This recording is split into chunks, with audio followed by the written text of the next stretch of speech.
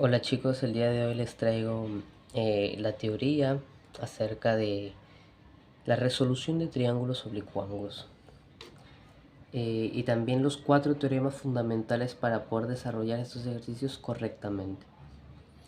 Iniciamos explicando de que los triángulos oblicuos son todos aquellos triángulos que no son rectángulos. En un capítulo anterior de trigonometría se trabaja con triángulos rectángulos y las razones trigonométricas dentro de un triángulo rectángulo. Pero los triángulos que no son rectángulos vienen a ser los que son los oblicuángulos. En este caso tendríamos un triángulo acutángulo. Esto sería un triángulo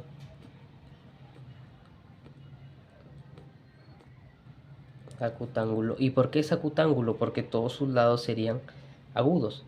Y también tendríamos el triángulo obtusángulo. Esto vendría a ser el triángulo obtusángulo. ¿Por qué es obtusángulo? Porque tiene un lado que es obtuso. ¿Qué quiere decir eso? Que es más de 90 grados. Esta es la principal diferencia que hay entre los triángulos que son rectángulos y los triángulos oblicuángulos. Cabe resaltar que dentro de los triángulos hay 6 elementos fundamentales, 6 elementos principales, que son los ángulos. A cada uno de los ángulos se le denota con una letra mayúscula, en este caso ABC, y sus lados respectivos, su lado opuesto sería en minúscula. Si este es el ángulo A, el opuesto aquí sería el lado A. Si este es C, esto sería el lado C. Y si este es el ángulo B, este sería el lado B. Y así también sería para el triángulo obtusángulo.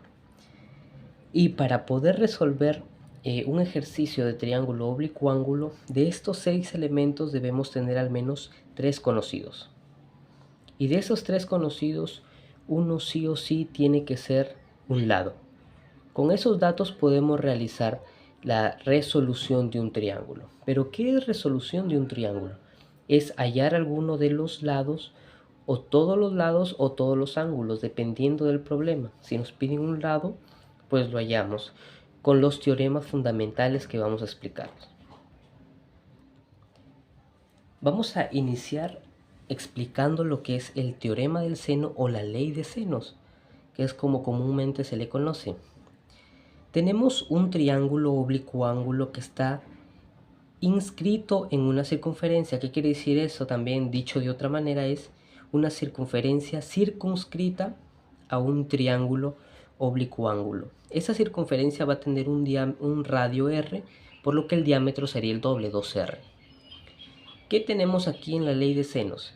La ley de senos nos dice que cada lado es directamente proporcional al seno del ángulo opuesto o al seno del ángulo que lo forma.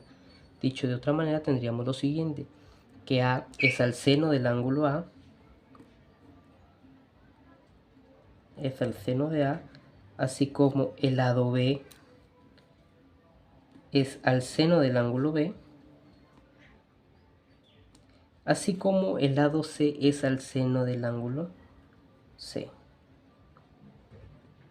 Y todo eso, como es directamente proporcional, hay que igualarlo a una constante, y la constante sería el diámetro de la circunferencia, que en este caso el diámetro sería 2r.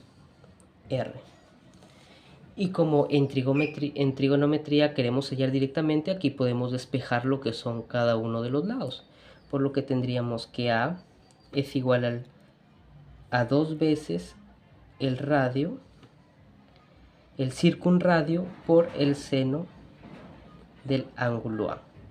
El lado B es igual a 2 veces el circunradio por el seno del ángulo B, y el lado C es igual a 2 veces el circunradio por el seno del ángulo C.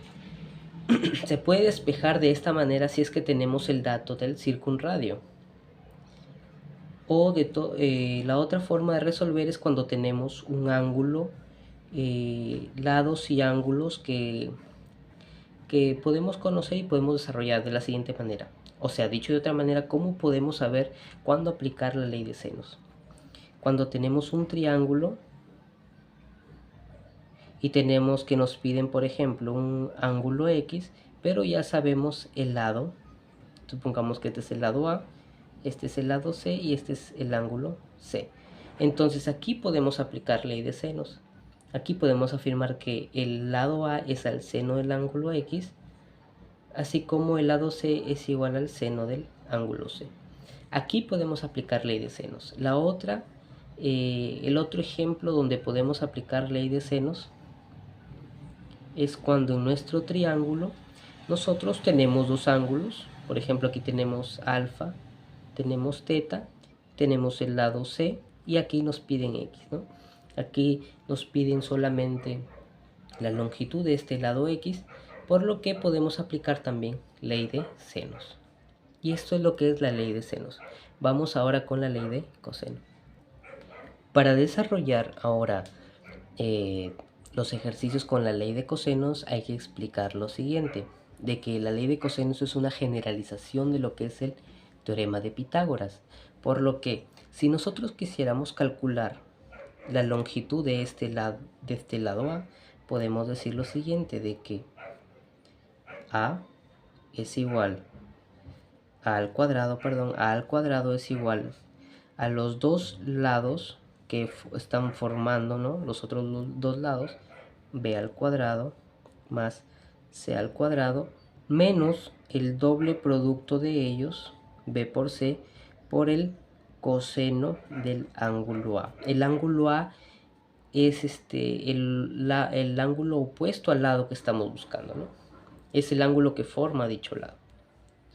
Si nosotros quisiéramos hacerlo con el lado b, decimos que b al cuadrado es igual a al cuadrado más c al cuadrado menos el doble producto de a por c por el coseno del ángulo b. El ángulo b es el que está formando o el opuesto del lado b.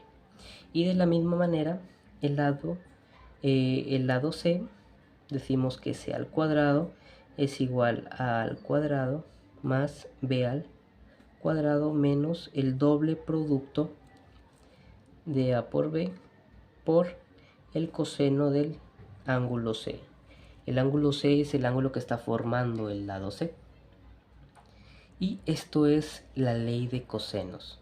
¿Y cómo sé o dónde sé que puedo usar ley de cosenos? Cuando tenemos el siguiente ejemplo. Tenemos un triángulo ABC, donde aquel opuesto sería A, y nos piden, por ejemplo, hallar el ángulo teta, pero sabemos la longitud de C y la longitud B. Si tenemos estos tres lados, podemos hallar con el teorema el ángulo que nos piden, ¿no? Otra forma también es cuando tenemos el triángulo y nos piden esta longitud X o cualquiera, pero ya tenemos un ángulo conocido alfa y un lado, los otros lados conocidos. Cuando tenemos dos lados conocidos y un ángulo, podemos hallar el lado que nos falta, ¿no? Y esta es la forma en la que se aplica el teorema del coseno o ley de cosenos. Ahora vamos con el siguiente teorema. El siguiente teorema, conocido como el teorema de las tangentes, se aplica de la siguiente manera. Nos dice lo siguiente, que la diferencia sobre la suma de dos ángulos es igual a la tangente de la semidiferencia entre la tangente de la semisuma de dichos lados. Dicho de otra manera, si nosotros queremos trabajar A con B, decimos lo siguiente, de que A menos B es A más B, así como la tangente de los ángulos que forman ambos lados. Por ejemplo, al lado A lo forma el ángulo A menos el lado B lo forma el ángulo B sobre 2. Y todo esto entre la tangente de el ángulo A más el ángulo B sobre 2. Y este es el teorema de las tangentes. Cuando tenemos dos lados conocidos y un ángulo, o cuando tenemos la semidiferencia o la semisuma del ángulo, podemos aplicar este teorema de las tangentes. Y así como hemos hecho esto, podemos hacerlo con los otros dos lados. Por ejemplo, si nosotros queremos trabajar el lado C y el lado A, podemos afirmar lo siguiente, de que C menos A es AC más A, así como la tangente del ángulo C menos el ángulo A sobre 2, la semisuma de esta tangente es a la tangente de la suma, de la semisuma. Así. Y de la misma manera podemos hacerlo para los lados B y C. Decimos que B menos C es AB más C, así como la tangente del ángulo B menos C sobre 2 es a la tangente de B más C sobre 2. Y esto sería el teorema de las tangentes. Y por último vamos a ver el último teorema. Finalmente tenemos aquí el último teorema, que es el teorema de las proyecciones.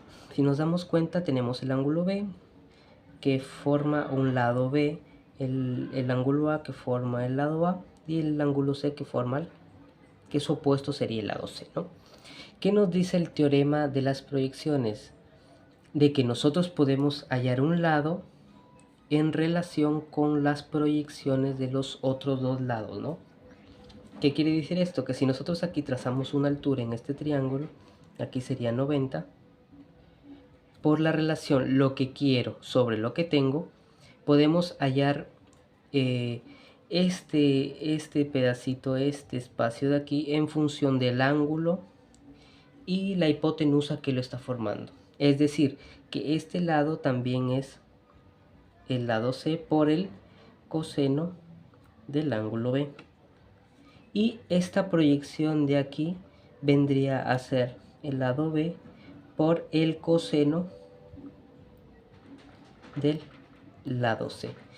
Entonces, esto vendrían a ser las proyecciones de B sobre el lado A. Y esta es la proyección de C sobre el lado A, ¿no? Y estas dos proyecciones, o estos dos lados que hemos calculado, nos sirven para hallar el otro. Esto quiere decir que el valor de A viene a ser igual, vamos a darle forma, B por el coseno del ángulo C más C por el coseno del ángulo. Así como lo hemos hecho de esta manera, podemos hacerlo para los otros lados. Si proyectamos acá 90 y si proyectamos aquí donde sería 90, tendríamos, ¿no?, lo siguiente. Si queremos hallar, por ejemplo, el lado B, podemos decir que B es igual a A por el coseno del lado C más C por el coseno de A, ¿no? Y si queremos el lado C, bueno, el lado C viene a ser igual a B por el coseno del ángulo A más el lado A por el coseno del ángulo B. Y de esta manera hemos explicado lo que es el teorema de las proyecciones. Dependiendo del ejercicio de nuestro triángulo oblicuo ángulo, vamos a ir aplicando cualquiera de los teoremas que hemos explicado. Vale recalcar también de que existen algunas otras leyes o teoremas que se derivan de esto, como por ejemplo dejar en función del semiperímetro cada uno de los cosenos, o dejarlo en función del inradio. Pero eso lo veremos con el desarrollo de los ejercicios y veremos que todo esto se deriva de estas cuatro principales teoremas o leyes acerca de los triángulos oblicuángulos. Espero que esta información te sea de mucha utilidad, la puedas aplicar en tus ejercicios, y te pido que no te olvides de suscribirte, seguirme y dejarme un comentario. Muchas gracias. Nos vemos en un próximo video.